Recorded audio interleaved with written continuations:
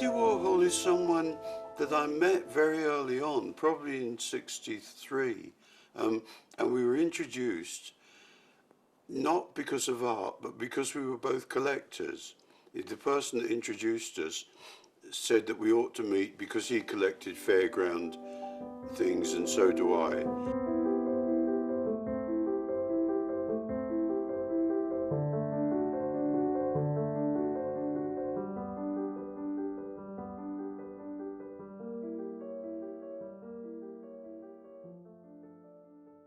And so I went to the factory and I was taken up,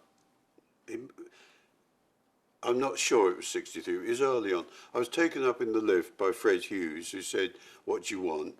And I said, well, Jim Elliott thought Andy and I ought to meet. And he said, "Why?" And I explained, and they weren't very friendly. But then, then Andy took me around, showed me the factory and what was going on. And we probably met 8 times, and we probably exchanged 10 words, because he was very reticent, and I wasn't prepared to humour him. And sadly, the last time we might have met, he was in London, and Michael Chow gave a dinner at Mr. Chow's, and he was having a show. It was funny looking back because it was an English show, so it was of dogs, so it was specially made for England. But he was at the table across the room, and Michael came over and said, "Andy would love to meet you. Will you come across and say hello?"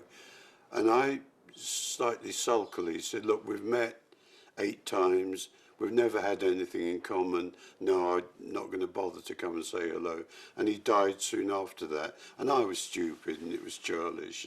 But I suppose we were rivals. I mean, and we knew each other, but we were never friends. But your question was, what do I think of Andy Warhol?